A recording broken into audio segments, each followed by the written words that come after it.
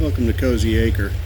So here a couple days ago I did a video real quick on the 5 shade plants that you could grow here in the coastal range right on the central coast of Oregon.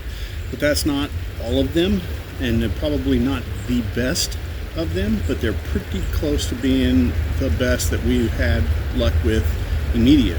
But there's also another group of things, because we are in a permaculture atmosphere here that we're trying to promote. We're trying to be sustainable. So we grow a lot of perennials, fruits, vegetables. We're attempting nuts as well. Some success there, some not so much. We're doing olives and so on and so forth. But we don't want to overlook the easiest of all the things to grow for a permaculture here on the Oregon coastal range, right off the coastline here in Central Oregon. Let's get into like berries. Instead of the typical, blueberries, cranberries, honeyberries, raspberries, strawberries, so on and so forth, the stuff that you buy at the nursery and or wherever you decide to get them. Let's go over a few that you don't have to go so far and still come back. They are genetically built to grow here. They're prolific, they're wonderful, and they're excellent edibles. And you don't have to do much to get them to grow. So, on this episode, let's go over some of those perennial berries for a permaculture that you don't have to put much effort to grow. So let's get to it.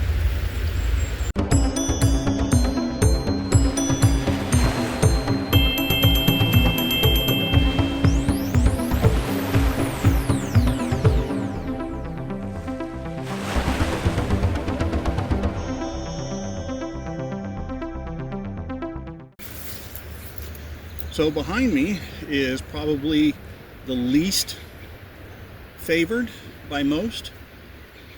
Depending on the person, it's kind of like beer. It's an acquired taste. I like them. Some of my family doesn't. They're pretty tart, but they're also juicy, easy to propagate, and they are naturally occurring. It's an edible. It's a good edible. You can make things with it. Jams, jellies, syrups, cakes, pies, whatever. Put them on your cereal. Sugar them up a little bit, candy them, however. So anyhow, the first one we have, salmon berries. Man, talk about a fun, easy berry. So that's number one. Up close. This is an up close look at the salmon berry. And as you can tell, they're very early. They're one of the very first berries to ever come out. They got a beautiful purple flower.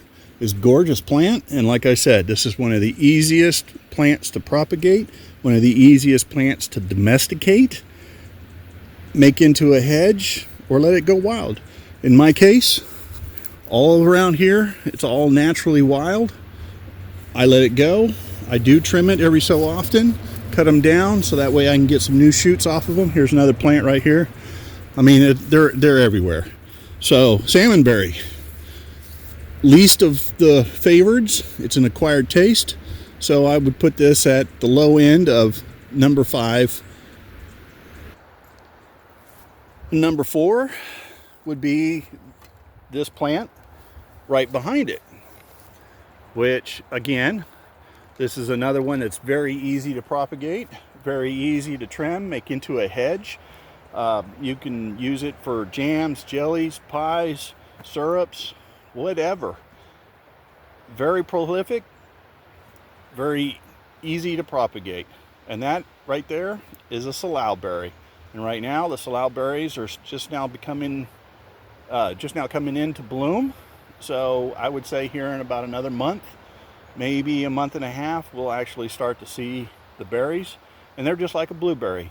They got more of a honey juice to them, a honey texture. They also are a little sticky. They're less used, but I'm telling you folks, they're excellent. And like I said, you can use them as a hedge, so it could be decorative. You don't necessarily have to use it for anything else. So here's number 3 of the berries that you can get here on the coastal range that you don't have to work hard, easy to propagate. Again, this one right here is a red huckleberry. I have a couple plants here. I have not propagated it, but it is just as easy to propagate. But it's also very prolific, very useful. And if you're an Oregonian or even a Pacific Northwest, from Idaho all the way to even up into Alaska, it doesn't matter. When you say huckleberry, this is what everybody thinks about. The red huckleberries or the blue or black huckleberries, which we're about ready to get into. So this is the next plant. Easy to grow. Also provides you nutrition.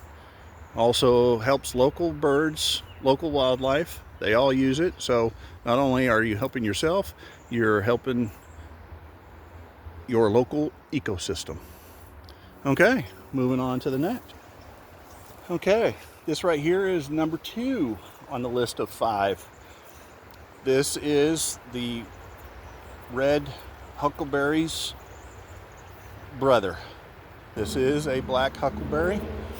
And the reason I show you this particular plant is because I propagated this plant about 4 years ago off of a wild plant that had bent its branches down and touched ground and rooted. I cut it and then planted that here, and this thing has been, for the last 3 years, loaded and always gives us lots and lots of blue black huckleberries. So that's number 2. Number 1, I don't know if I have an example of it here in the yard. I used to at one point in time. Okay, I was going to show you a thimbleberry. That is number 1 on the list of wild, prolific, coastal mountain range berries that you can grow in your yard or propagate to grow in your yard as a perennial berry. Sustainable, easy to grow, and they're excellent. It is the true raspberry. It's a favorite in our house. The only thing with it is once you pick it, it is perishable quick, so you have to utilize it immediately. Otherwise it rots out pretty quick or it just turns to mush. But it's an excellent berry and extremely excellent eating. It is a high-powered raspberry flavor. Wonderful. Some other ones that are on the list that I wouldn't put on the top 5, but you can grow and they should be a mention anyways, and that's this one right here. This is a service berry, also called a Saskatoon, which you can find in the Pacific Northwest. We don't find it here locally too often, that's why I left it off the list, but it is a mention because serviceberry does grow, or Saskatoon does grow wild, and it is available. And this one here, we're going to have plenty of berries on it. This is about the 4th year that this bush has been here, and the 2nd year that it's produced berries for us. But easy to grow, don't need to worry too much about it. Habitat doesn't get after it, deer don't get after it, and it's excellent. And then the other mention, I have 2 plants that when we're out in the woods, we found, and that is the black elderberry, not the blue elderberry, and not the red elderberry, but the black elderberry, which is more prominent here in the coastal mountain range, whereas the blue is more in the Cascades, Central Oregon, I-5 corridor area, higher altitudes. But here you can find on occasional a black huckleberry, and I do have 2 that I propagated from the wild, and they are slow growers here, but they are growing. And then the more prolific, which you will absolutely find here in the Coast Range, is the red elderberry. The red elderberry, controversial, probably. Some people say that you can process the red elderberry so that way you can use it as an edible. I tend to just stay away from it. Now, when it comes to the elderberry flower, that's a whole different story. I do use the elderberry flower for making tinctures, teas, syrups, and the like. You can use any elderberry plant for their flowers for that purpose, and that's it. I wouldn't suggest using anything else or any other part of the red elderberry other than the flower. Blue elderberry, you can eat them straight up right off the tree.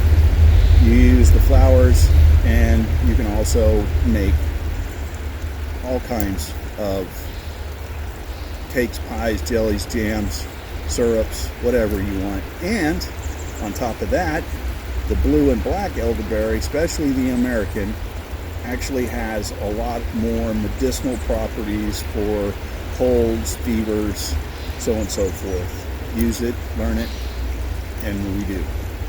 So anyhow, that's our list for today. Don't forget to subscribe, like, and comment. And I will try to get this one out as soon as possible. And that's about it. So thank you for watching, and you all have a beautiful day.